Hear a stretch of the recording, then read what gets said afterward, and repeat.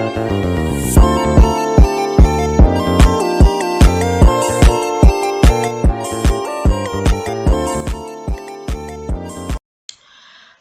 semuanya, kenalin nama aku Dinda Nafisa Prasian dari program studi Akuntansi Sektor Publik kelas 28.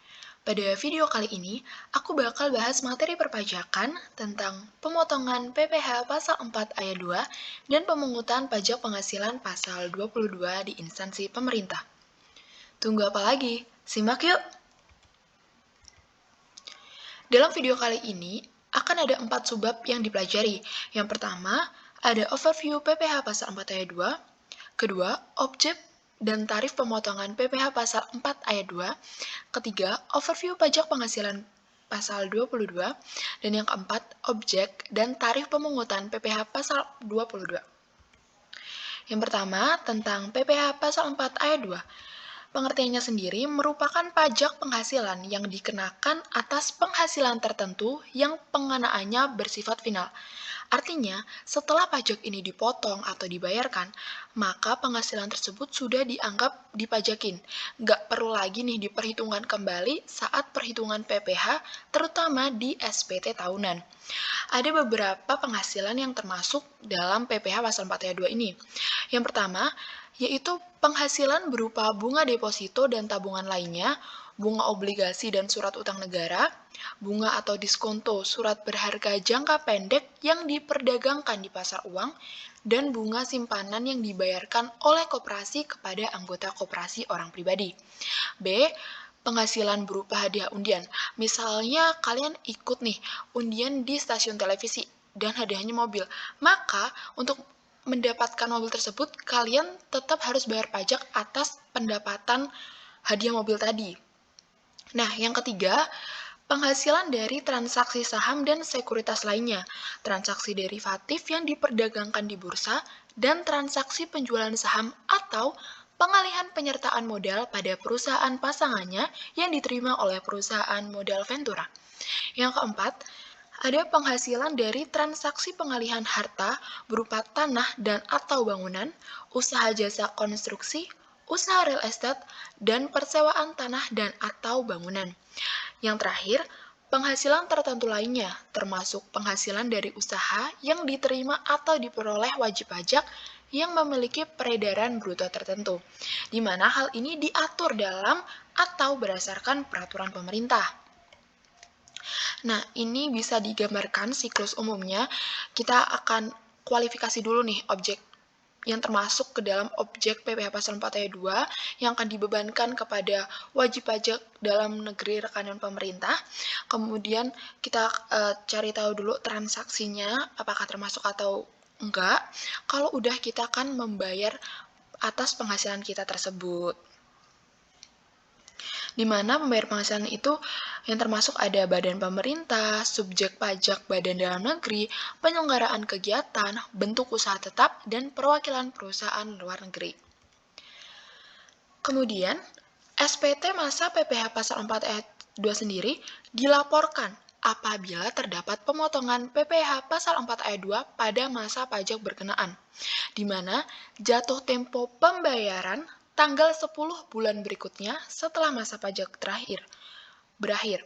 Sedangkan jatuh tempo pelaporan tanggal 20 bulan berikutnya setelah masa pajak berakhir. Next, kita akan membahas tentang objek dan tarif pemotongan PPh pasal 4 ayat 2. Yang pertama, ini tentang ada di sini persewaan tanah dan atau bangunan mendapatkan persentase sebesar 10%. Kemudian ada pengalihan hak atas tanah dan atau bangunan, itu berbeda-beda ya teman-teman. Ada yang 0%, ada yang 1%, ada 2,5%. Nanti kita akan tahu lebih lanjut di contoh soal. Kemudian untuk hadiah undian, itu ada persentase 25%. Kemudian pembelian barang atau penggunaan jasa dari wajib pajak yang memiliki peredaran bruto tertentu itu mendapatkan pajak sebesar 0,5%. Kalau usaha jasa konstruksi ini dibedakan menjadi beberapa bagian lagi. Yang pertama, pekerjaan konstruksi, di mana dibagi menjadi 3 bagian. Yang pertama, mendapatkan pajak sebesar 1,75% jika dia punya sertifikasi badan usaha kualifikasi kecil dan sertifikat kompetensi perorangan. Yang kedua, 4% jika dia merupakan badan usaha dan perorangan non-kualifikasi. Yang ketiga, selain kedua macam di atas, mendapatkan pajak sebesar 2,65%. Kemudian ada pekerjaan konstruksi terintegrasi, di mana ini juga dibedakan menjadi dua. Jika dia punya sertifikasi badan usaha mendapatkan 2,65%, jika non-sertifikasi badan usaha dia mendapatkan pajak sebesar 4%. Yang terakhir ada jasa konsultasi konstruksi. Ini juga dibedakan jadi dua. Jika dia punya sertifikasi badan usaha dan kompetensi perorangan, dia mendapatkan pajak sebesar 3,5%, dan apabila dia non-sertifikasi badan usaha dan kompetensi perorangan, dia mendapatkan pajak sebesar 6%. Ada pula beberapa penghasilan yang tidak dipotong, yaitu sebagian atau seluruh pembayaran pengalihan hak atas tanah atau bangunan kepada, pertama, orang pribadi yang punya penghasilan di bawah PTKP atau penghasilan tidak kena pajak yang melakukan pengalihan hak atas tanah dan atau bangunan dengan jumlah bruto pengalihan kurang dari 60 juta dan bukan merupakan jumlah yang dipecah-pecah. Jadi dia ini punya penghasilannya kalau disetahunkan itu nggak sampai PTKP gitu ya. Kemudian kedua, orang pribadi atau badan yang melakukan pengalihan harta berupa bangunan dalam rangka melaksanakan perjanjian bangun guna serah, bangun serah guna, atau pemanfaatan barang milik negara berupa tanah dan atau bangunan. Ketiga, orang pribadi atau badan yang tidak termasuk subjek pajak yang melakukan pengalihan harta berupa tanah dan atau bangunan. Kemudian, pembayaran dengan mekanisme uang persediaan atas transaksi yang dilakukan melalui pihak lain dalam sistem informasi pengadaan yang telah dipungut oleh PPh pasal 22 oleh pihak lain. Kemudian, kita akan move ke bagian selanjutnya, ada DPP sewa. DPP sendiri itu merupakan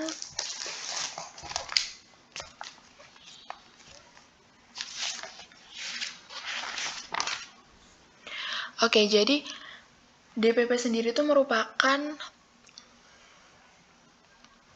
selanjutnya kita bakal bahas yaitu DPP sewa atau dasar pengenaan pajak tentang persewaan, di mana pajaknya sebesar 10% dikalikan jumlah bruto atas semua jumlah yang dibayarkan atau diakui sebagai utang oleh penyewa dengan nama dan dalam bentuk apapun yang berkaitan dengan tanah dan atau bangunan yang disewa, termasuk biaya perawatan, pemeliharaan, keamanan, layanan, fasilitas, baik yang di perjanjiannya itu dibuat secara terpisah atau disatuin.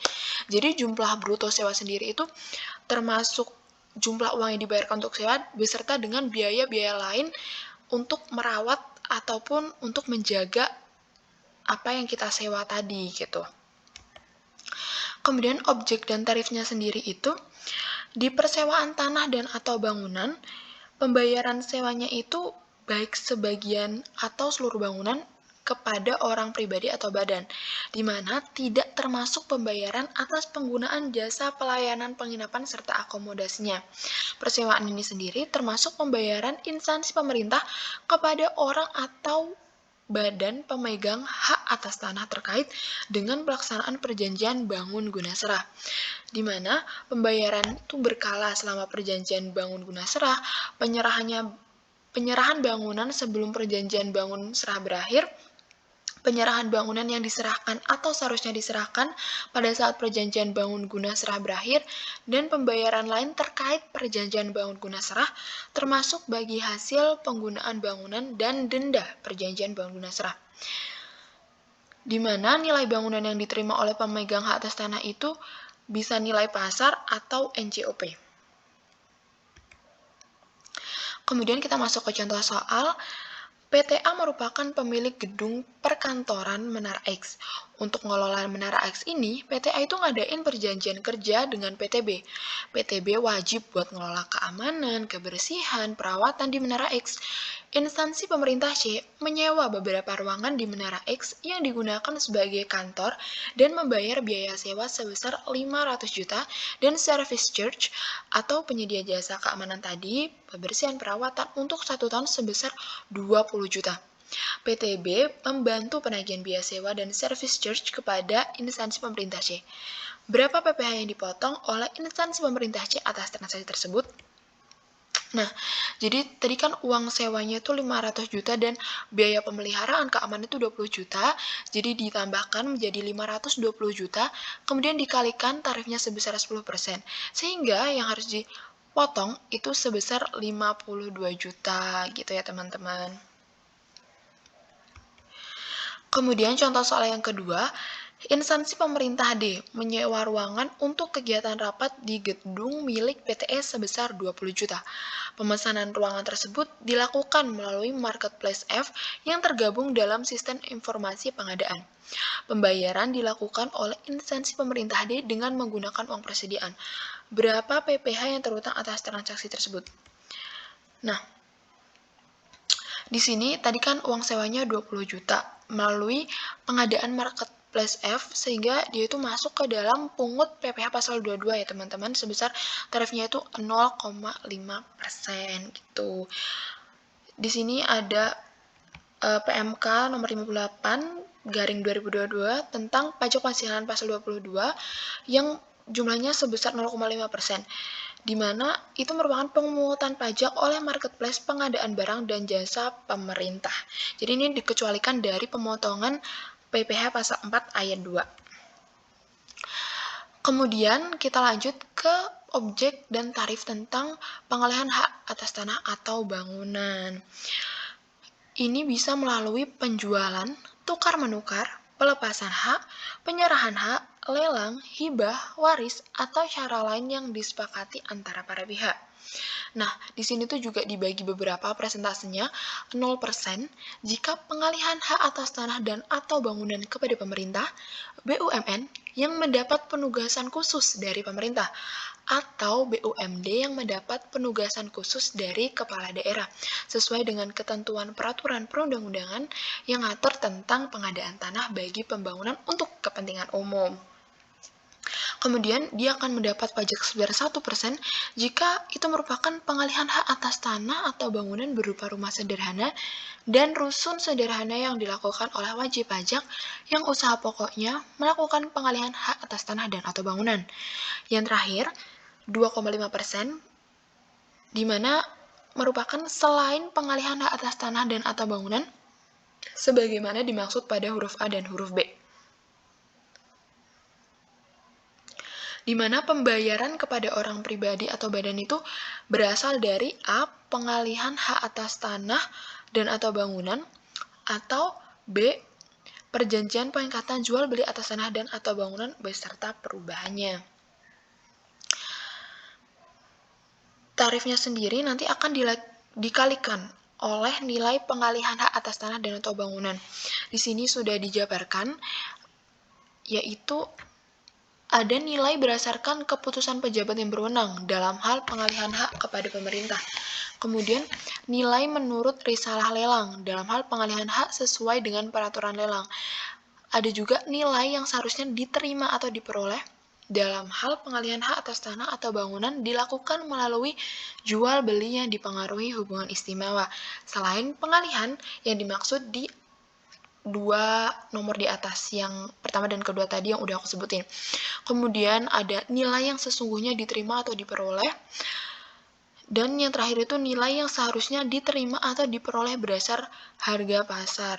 Jadi nilai pengalihan atas tanah sendiri itu dibedakan menjadi 5 macam tadi gitu. Baik nilai berdasarkan keputusan pejabat, menurut risalah lelang, yang seharusnya diterima atau diperoleh, yang sesungguhnya diterima atau diperoleh, dan yang seharusnya diterima atau diperoleh berdasarkan harga pasar gitu ya teman-teman. Oke, kita masuk ke contoh soal. Instansi pemerintah X Kabupaten A akan membangun gedung kantor baru. Untuk keperluan gedung tersebut, instansi pemerintah X akan melakukan pembebasan tanah seluas 1000 meter persegi yang dimiliki oleh Bapak I. Nilai pengalihan tanah yang diputuskan oleh pejabat yang berwenang adalah Rp500.000 per meter persegi, dan instansi pemerintah X menetapkan ganti rugi sebesar Rp500.000 per meter persegi. Berapakah pajak penghasilan yang terutang atas transaksi tersebut? Nah, perhitungannya tadi itu kan dia merupakan ya untuk pemerintah ya. Jadi kita langsung aja kalikan 0%. Dia termasuk bagian yang A tadi, di mana pajaknya itu dikenakan sebesar 0% dikalikan 500 juta. Jadi tidak ada pemotongan alias 0% gitu teman-teman. Di sini di bawah udah dikasih tahu bahwa merupakan pengalihan atas tanah bangunan kepada pemerintah dalam rangka pengadaan tanah bagi pembangunan untuk kepentingan umum. Jadi dia presentasinya itu 0% gitu. Kemudian selanjutnya kita akan membahas tentang objek dan tarif tentang jasa konstruksi. Ini tuh agak banyak ya teman-teman, beberapa macam. Yang pertama, pekerjaan konstruksi. Tadi udah aku jelasin, dimana yang pertama, ketika dia memiliki badan usaha sertifikasi kualifikasi kecil dan OP sertifikasi kompetensi, dia mendapatkan pajak sebesar 1,75%. Kedua, dia merupakan badan usaha dan orang pribadi yang tidak punya sertifikasi. Jadi dia mendapatkan pajak sebesar 4%. Yang terakhir, badan usaha dan orang pribadi selain kedua kriteria di atas, dia mendapatkan 2,65%. Kemudian ada pekerjaan konstruksi terintegrasi. Ketika dia punya sertifikasi badan usaha, dia itu dapat pajak 2,65%, dan ketika dia nggak punya sertifikasi badan usaha, dia mendapatkan pajak sebesar 4%. Kemudian terakhir ada jasa konsultasi. Ketika badan usaha sertifikasi dan OP sertifikasi kompetensi, dia punya hal tersebut, maka dia itu dapat pajak 3,5%.